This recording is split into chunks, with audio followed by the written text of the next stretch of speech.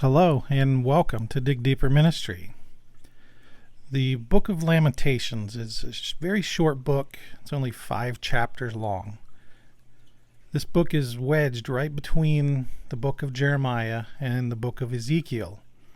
Oftentimes we find it kind of skipped over, whether that's due to its lack of prophetic value or just out of an eagerness to get to that amazing prophetic book of Ezekiel and on to Daniel.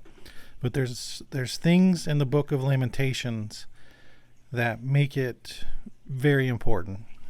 And we're going to dive into the first chapter of Lamentations here. Lamentations is a crying out or a sorrow. The whole entire book puts on display very boldly the consequences of sin and rebelling against the Lord. This is a consequence that fell upon his chosen people, Israel. It begins with a description of Jerusalem, the holy city, Zion, laying in devastation at the hands of the Babylonian army. Lamentation is set up in 5 chapters. Chapter 1 has 22 verses, as does 2, 4, and 5, with chapter 3 having 66 verses, which is actually 3 groups of 22. This is actually a type of poetry, acrostic poetry. The 22 verses of each chapter, it's like reading a poem, much like we read in the book of Psalms. Psalm 119 is a good example. But I would encourage you not to skip the book of Lamentations. Like I said, it puts on full display the consequences of sin, regardless of your stature or your position in a church or position of authority. God is no respecter of persons. Everybody's equal, including his chosen. So in this video, we dig deeper into chapter 1, with Jerusalem already lying in waste at the hand of the Babylonian army. Lamentations chapter 1, verse 1. How lonely sits the city that was full of people. How like a widow has she become. She who was great among the nations, she who was a princess among the provinces, has become a slave. She weeps bitterly in the night, with tears on her cheeks, among all her lovers, as she has none to comfort her. All her friends have dealt treacherously with her. They have become her enemies. Judah has gone into exile because of affliction and hard servitude. She dwells now among the nations, but finds no resting place. Her pursuers have all overtaken her in the midst of her distress. Now notice in these first 3 verses, it puts on display a reversal. How lonely sits the city that was full of people. Jerusalem, mighty Jerusalem, has fallen.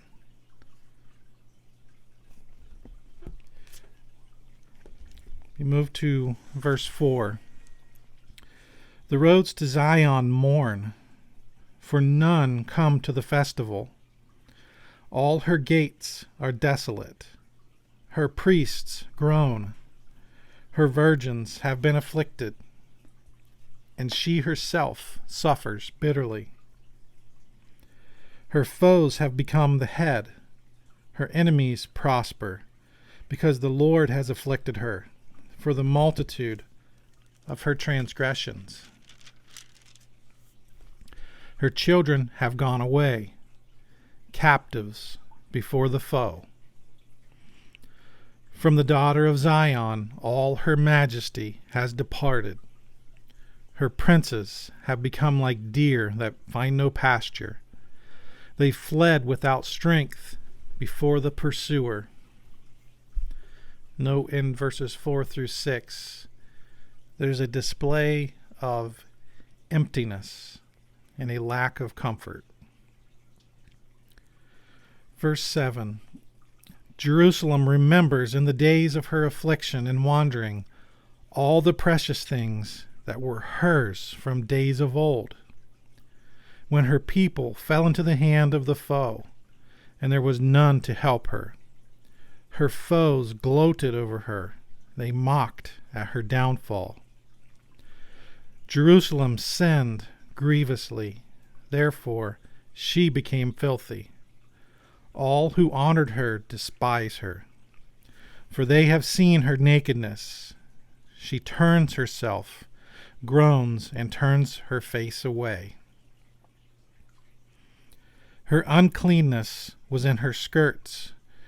She took no thought of her future. Therefore, her fall is terrible. She has no comforter. O Lord, behold my affliction, for the enemy has triumphed. Notice in verses 7 through 9, it highlights the uncleanness and absolute guilt of Jerusalem. Verse 7, it refers to Jerusalem remembering all the precious things that were hers from days of old. They were recalling the days when Solomon's grand temple that he built for the Lord was standing in all its glory. And yet now, it lays in waste at the hand of the mighty Babylonian army. Verse 9 states, her uncleanness was in her skirts. That means the uncleanness clung to her like a garment.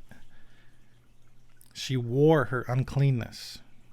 She took no thought of her future. They were living for now, for their own pleasure. They forsook the Almighty God.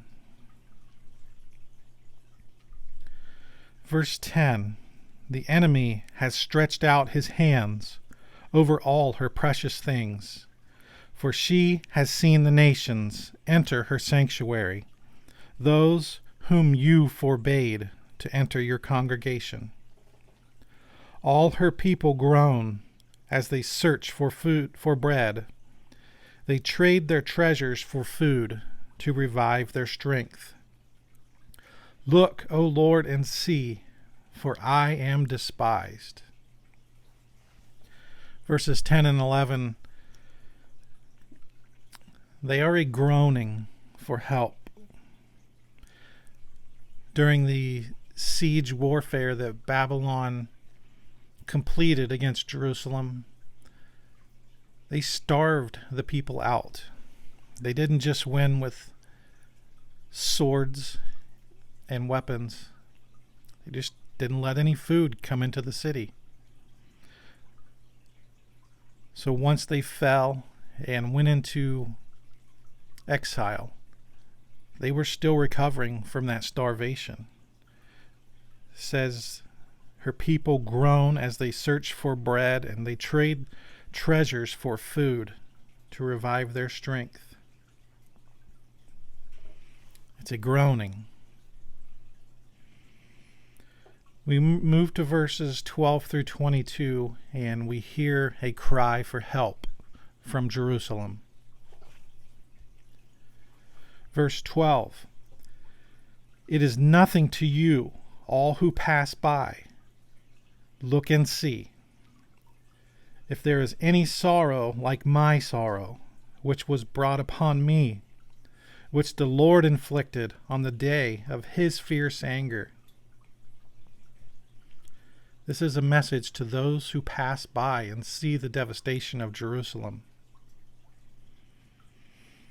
Verse 13, from on high he sent fire into my bones. He made it descend. He spread a net for my feet. He turned me back.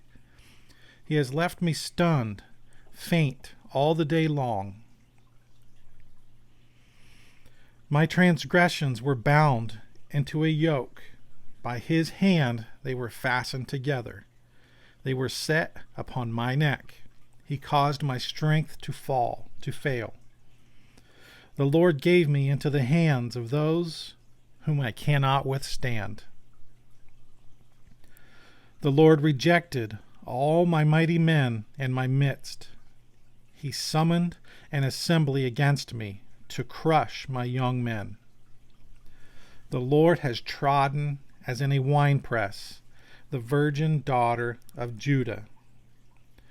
For these things I weep, my eyes flow with tears, for a comforter is far from me, one to revive my spirit. My children are desolate, for the enemy has prevailed. Verses 12 through 16, once again, are a cry out to those who pass by, looking for some type of comfort for their sorrow. Verse 17, Zion stretches out her hands, but there is none to comfort her. The Lord has commanded against Jacob that his neighbors should be his foes. Jerusalem has become a filthy thing among them. Verse 17 highlights loneliness and that lack of comfort.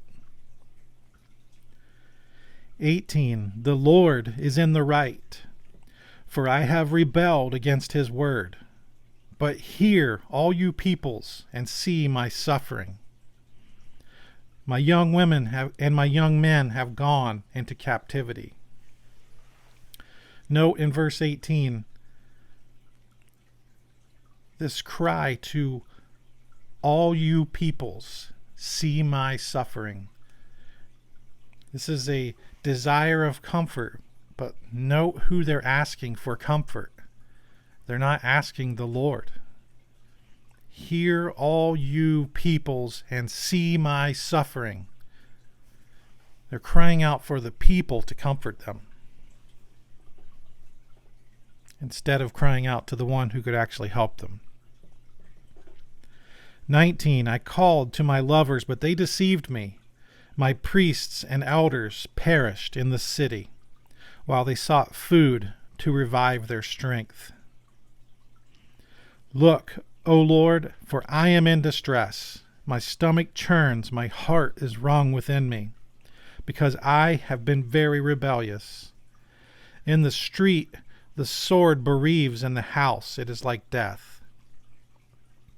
They heard my groaning, yet there is no one to comfort me. All my enemies have heard of my trouble. They are glad that you have done it. You have brought the day you announced. Let them now be as I am. Let all their evil doing come before you, and deal with them, as you have dealt with me because of all my transgressions. For my groans are many, and my heart is faint. Verses 19 through 22, Jerusalem cries out that the Lord deal with their enemies as he has dealt with them.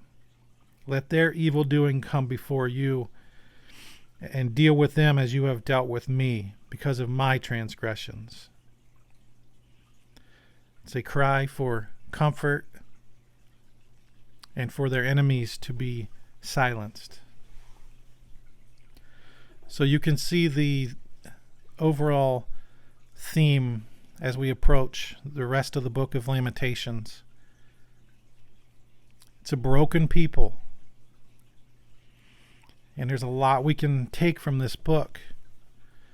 God has taken his chosen people, Israel, and put them on full display in his holy word. That's why this is in here. That's why we can't skip the book of Lamentations. This is an example. Sin has consequences. It mentions in the first chapter, they have no comforter. You and I, we have an advocate in Christ Jesus. That punishment that fell upon Israel at the hands of the Babylonians because of the consequences of sin. We can take that punishment that is due us, for we have all sinned and fallen short, and we can cast it upon the cross, upon Christ Jesus. If Israel isn't above God's punishment, how could we ever expect to be? Without our comforter, without our Redeemer, we, just like Jerusalem, would fall in judgment and damnation.